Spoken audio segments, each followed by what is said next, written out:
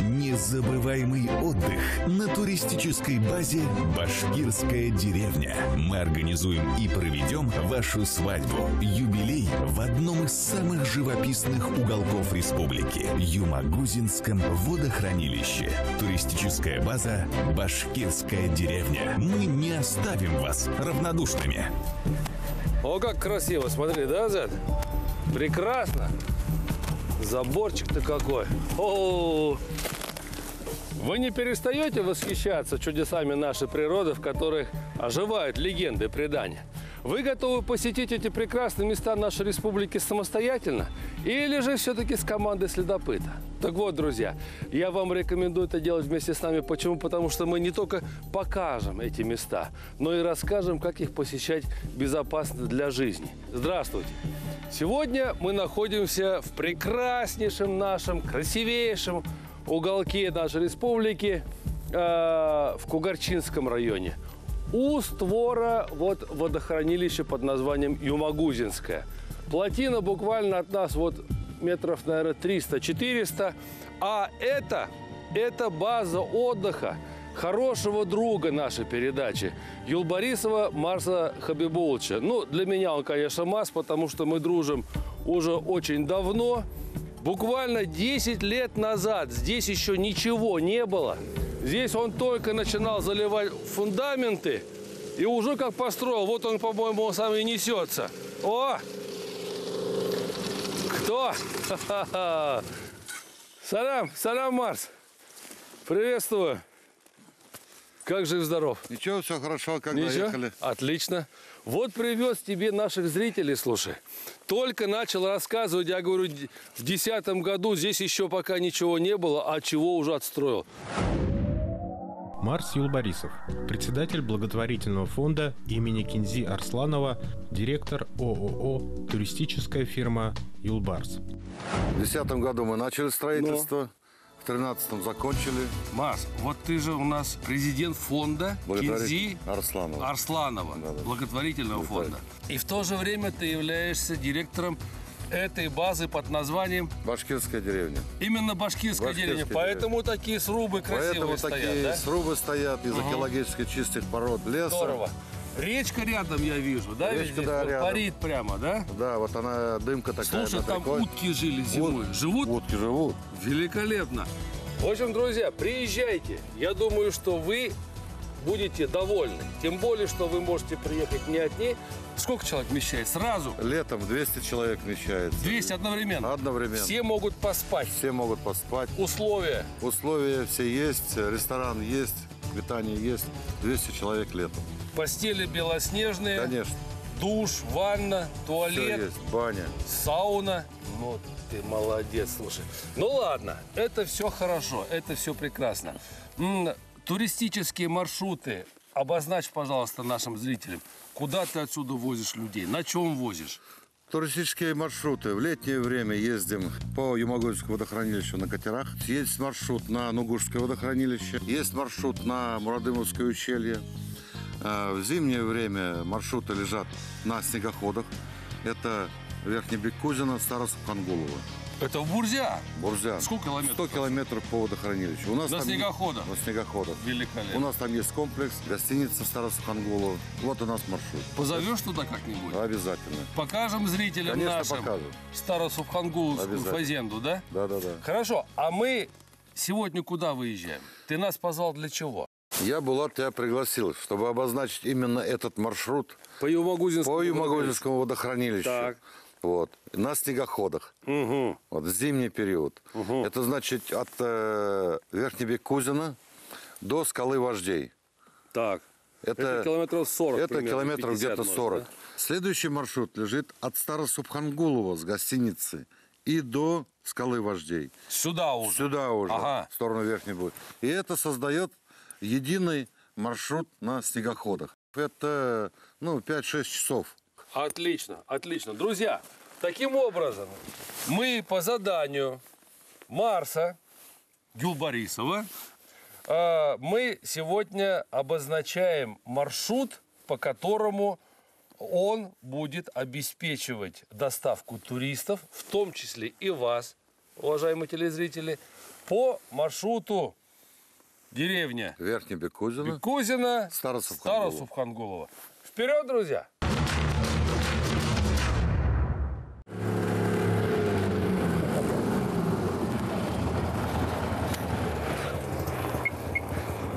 Салям, брат! Салям, привет. Ильдар, брат. привет! Салям, привет. Привет, брат! Ильдар Якупов, исполнительный директор башкирского отделения Российского географического общества.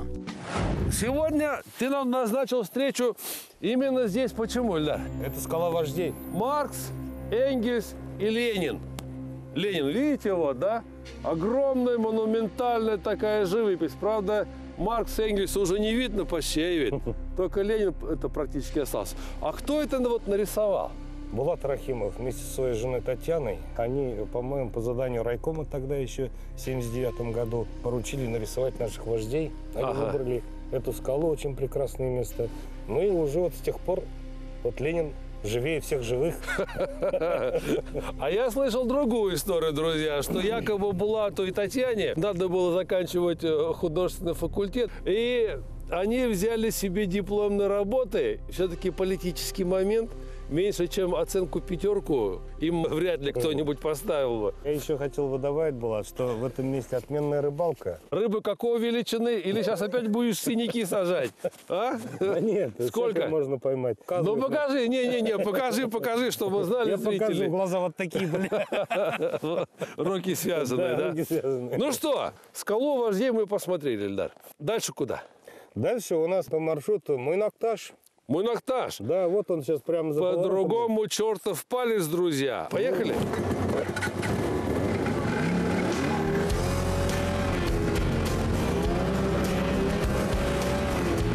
Я хочу вам напомнить, что во время езды на снегоходе надо быть очень внимательным и особенно следить за тем, как у вас выстроен позвоночник.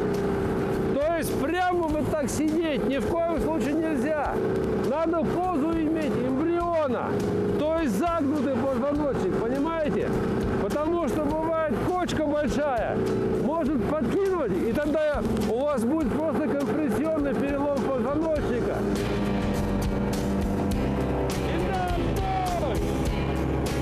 Итак, стой! Мы же почти проехали! Вот он и чертов палец, так называемый, Астанец, а на башкирском Мойнакташ, Мойнакташ. А что за легенда такая, Илья? Ну, легенда такая, что тут охотник охотился, скорее всего, на лосей, наверное, с своей собакой. Ага. Мойнак. Это собаку звали. Олень, друзья, значит, сиганул, видимо, вниз, а собака и за ним, потому что деваться уже некуда было оленю. Олень тоже разбился, и собака разбилась. Но, тем не менее, Мойнакташ остался Мойнакташ. Собака его очень хорошая, охотничья, погибла. Жалко, жалко. Так и было. Но у меня есть, друзья, для вас не легенда, а правда. Мой друг большой, сотрудник МЧС России Юра Туманов, вы его прекрасно знаете, он здесь раньше, еще до строительства водохранилища, был на сплаве. И они с ребятами решили залезть на вершину этого чертова пальца, так называемого, видите, вот. И Юра первый залез туда, и наверху этого останца забил, он говорит, какой-то крюк. Так вот, может быть, кто-то из наших телезрителей, которые имеют возможность залезть на этот останец, может быть, они туда заберутся, увидят этот крюк, Юрин, вот, и позвонит, скажет, что я увидел этот крюк. И обязательно сфотографируйте себя вместе с этим крюком на вершине этого прекрасного останца под названием Мойнакташ или по-другому чертов палец. А вот почему он называется чертов палец, я не знаю. Может быть, ты знаешь, Ильдар? Ну, потому что он по виду как будто указательный палец смотрит вверх. А у него очень много таких объяснений, и каждый турист, проходя здесь, чуть ли не каждый дает свое название. Будь осторожен. Да, или женщины даже сравнивают, потому что если его оттуда подъехать, можно и... У кого какая фантазия. Да, да. Итак, мы посмотрели скалу вождей, увидели прекрасный останец под названием Мойнакташ или по-другому чертов палец. Тут же рядышком, посмотрите, вот посмотрите, друзья, находится пещера театральная. Вон она, вот, вход в нее. Видите? Вот. А сама пещера находится под скалой под названием Крейсер. Зимой, конечно, по этим сугробам выше колен залезать к пещере очень сложно.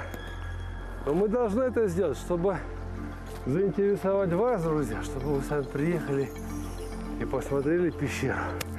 И совершили такое путешествие очень увлекательное. Ой, ой, опа! Нет, все проваливается. Вот, друзья, посмотрите, какой здесь вид открывается. Потрясающе красивый. Юмагузинское водохранилище расположено на границе Мелеузовского и Кугарчинского районов Республики Башкортостан. Строительство началось в 1998 году и в 2007 году заполнено водой. Площадь зеркала 35,5 квадратных километра. Длина 80 километров. Водохранилище каньонного типа. Объем воды 890 миллионов кубических метров. Средняя глубина 26 метров. Максимальная 63. Средняя ширина 300-400 метров.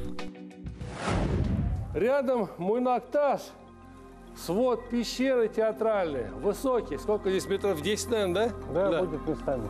Пойдемте, друзья. Так вот, Михаил Андреевич Чванов мне рассказывал, что в те далекие 70-е годы, когда он впервые сюда попал, у него в то время была очень большая температура. Так вот, он хотел спрятаться от летней жары и немножко остыть здесь, привести себя в чувство. Ну и, говорит, потом, говорит, пошел, говорит, и чувствую, говорит, прямо сквозняк был, и выход нашел на ту сторону скалы Крейсер. Вот так вот, в принципе, он, наверное, и шел. Здесь вот еще есть ходы, друзья, можете полюбоваться. Очень красиво природа сделала свое дело. Здесь можно ходить спокойно, довольно-таки комфортно. Ой, посмотрите, какие ледяные сталактиты висят, друзья. Сталагмиты. Сталактиты, сталагмиты. А вот скоро будет уже сталагнат. Видите, скоро соединится уже. Как соединится, так и будет уже сталагнат. Ну, в общем, друзья, давайте так. Мы вам не будем мешать с Эльдаром. Сами полюбуйтесь, а мы пойдем пока на выход. Давайте. Потому что объектов для съемок у нас еще есть много. Не забывайте, что мы с вами сегодня прокладываем туристический маршрут, по которому будете вы ходить в том числе. Любуйтесь.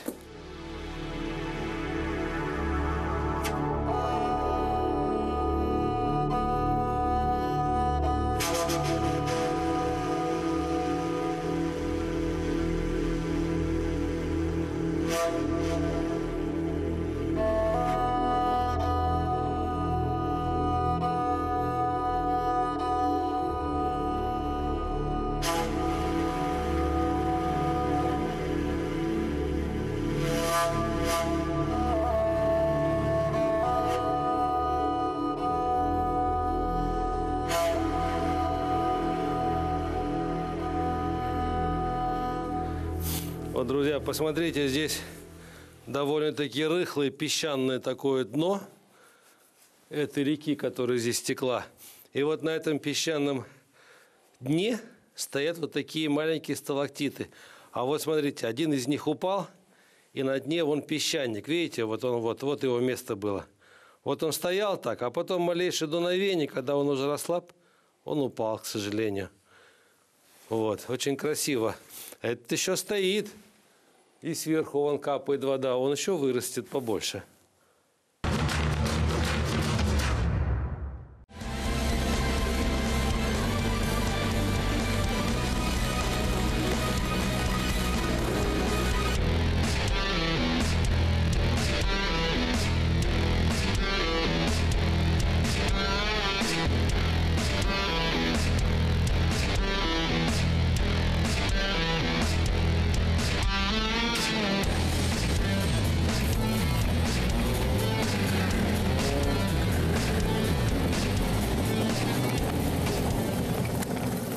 хочу тебе показать. Вот эта скала, так называют Сундукташ. Когда-то, не знаю, в какие времена, был один бай. У него был батрак Исламгол.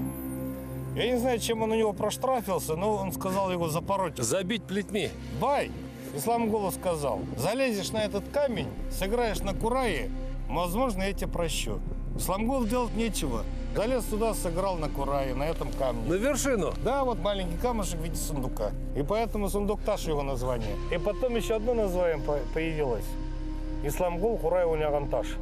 А, это уже местные, видимо, Да. люди в знак уважения ему сказали так. Исламгол. Исламгол Курай Тартканташ, то есть камень, на котором Исламгол сыграл на курае. Ильдар, есть другая легенда, вернее, быль. И описывает его, друзья, наш очень известный писатель Рим Белалович Ахмедов. Травник, вы его знаете, конечно. У него прекрасная книга есть. Слово о реках, озерах и травах. Вот именно в этой книге это описывается. Да. Кстати, советую, прочтите обязательно эту книгу. Так вот он пишет, Рим Белалович, что еще не было водохранилища, и здесь он был на сплаве. И когда остановился, он говорит, около этой скалы Сундукташ, рядом, говорит, скала. Ну, я не знаю, которая скала. Здесь находится она или рядом. В общем, рядом. Он полез и нашел елизаветинскую монету, старинную монету. Вот. Откуда эта монета здесь, я уж не знаю. Он вытащил в то время, помните, были такие пятаки. 5 копеек, советские еще, 61-го года. Он решил под камушком его оставить. Оставил, а елизаветинскую монету забрал с собой. Через несколько лет он снова был здесь. Поднялся, смотрю, говорит, а под камнем-то уже не одна его монета, 5-копеечная, а уже много. То есть туристы, бывая здесь, каждый оставлял тоже монетку. Так вот, давай предложим нашим друзьям, телезрителям, туристам, может быть, даже будущим туристам, поищите этот камушек, под которым уже гора этих монеток. И давай вот, если найдете, сообщите, сфотографируйте, и мы вместе назовем этот камень, как можно назвать? Оксаташ. Окса. Вот. Денежный камень. Да. Вот это будет эта скала. Да. Вот, это будет скала или это будет скала, я не знаю. Кстати, очень интересное место. Вот смотрите, друзья. Вот это вот Сундукташ. 1, 2, 3, 4, 5, 6, 7, 8 таких вот скал тоже рядышком. Можно назвать вот по подобию, как есть в Белорецком районе. 7? Да. 7 братьев называется вот эта гряда скал. Здесь можно назвать 8 братьев, да? Еды Оксаташи.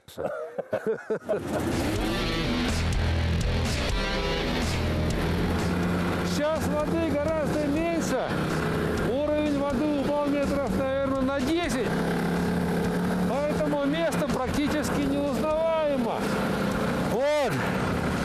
И смотрите, что еще интересно. Вот он, этот остров, куда причаливают корабли и отдыхают летом, туристы, путешественники. Вот. Ильдар, я просто нашим зрителям показываю место Сакаска. Хутор Сакаску находился вот здесь. А вот тут было Голубое озеро. Голубое озеро. Да, то есть можно было пить? Да, который из Путук-Сумгана, из Сумгана сюда выходил. Вот. Даже вон как. Да, потому что Михаил Андреевич Иванов, когда 50 лет назад обследовали Кутук, Сумган, который ручей, да, и туда запускали красители, безвредные для природы, и потом через 5 или 6 часов они обнаружили красители в этом озере. Выход здесь был? Да, выход здесь. Раз был выход чистейшей воды, да, значит, и рыба здесь держалась. Сейчас здесь рыба есть? Да, есть, конечно. Можно рыбачить? Конечно, и даже рыбачить. Это не запрещено на территории парка? Нет, на территории национального парка можно рыбачить только разрешенными средствами и методами рыбалки. Рыбалка разрешена. Я очень надеюсь, что среди наших друзей, туристов, нету браконьеров. Я тоже очень надеюсь, да? Потому что это особо охраняемая территория, национальный парк, и здесь уже такие вещи инспекторами сурово пресекаются. Я думаю, что особо охраняемая территория должна быть вот здесь и вот здесь вот. Да, Если будет, все остальное мы будем хранить. Это прежде всего. Запоминайте, друзья, смотрите, вот и пещера, и Азантаж. Ну, легенду ты знаешь, по-моему, Да. про этот камень, да?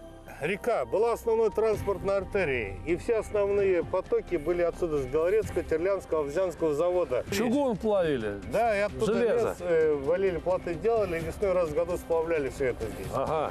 И мулла во славу этим путешествиям, которые сплавляли и лес, и это железо, которое всю Европу до Англии доходило, Ага. оно проходило здесь, по реке Белой, Агадельдайн. Ну да, ну да, ну И да. мулла, чтобы во славу того, чтобы это одна из легенд, Ага. чтобы они благополучно добрались до места. Каждое утро восходил на этот камень и читал азан. Вот представим себе, что здесь раньше не было этой плотины, да, не было водохранилища. Река вон там вон била об ту скалу, Оттуда, и русло, запросто могли разбиваться там эти да, тут барки, много правильно таких же? мест, да, много Вот. таких мест. Он ведь не зря выбрал. Да, потому что река-то русло-то вон там идет, Да. потом сюда бьет, Сюда бьет. и отсюда вот так уходила. Он не зря выбрал такую скалу, слушай, да, и там чтобы вот... Эй! Представляешь, какой здесь вот голос, как здесь звучал, ну, да, вот Азат? одна из легенд. Здорово! Потрясающе красивое место. Обязательно остановитесь здесь, друзья. Но, Эльдар, есть еще одна легенда, которую я прочитал опять-таки у Рим Билаловича Ахмедова, нашего травника, писателя. Так вот, эта легенда гласит, что во время татаро-монгольского нашествия маленькие разрозненные отряды башкир были разбиты. Бежали в разные расщелины, в горы, куда, что, как. Вот. Но нашелся один батыр. Он решил собрать снова войско. И именно вот с этой скалы, Азантаж, он начал читать молитвы громко. И со всех сторон стали к нему приходить выжившие, да, подлечившиеся войны.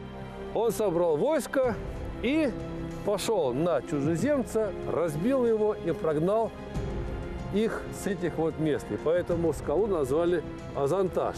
Но узнайте больше, почитайте побольше. Может быть, вы раскопаете еще что-то интересное про эти легендарные места. Но ты меня обещал в самом конце нашего путешествия показать Митрошкин камень. вот. А легенду про него мы вам расскажем уже Около него. около него. Поехали, друзья, поехали.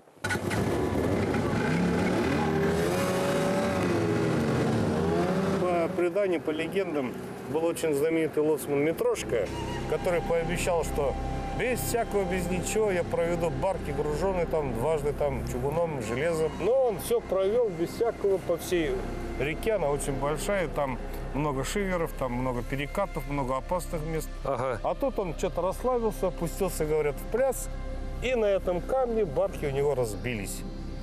А что он в пляс-то пустился? Но за то, что все, там уже выход, уже степные зоны. То есть На уже этом опасная местность уже горные- кончилась? да, ну, как говорят легенды, его подняли тут же, запороли. Запороли до Говорят, смерти? Да, запорол хозяин его до смерти. там его. Ай-яй-яй. Потому что весь годовой труд Белорецкого завода он тут утопил. Да. Такая легенда.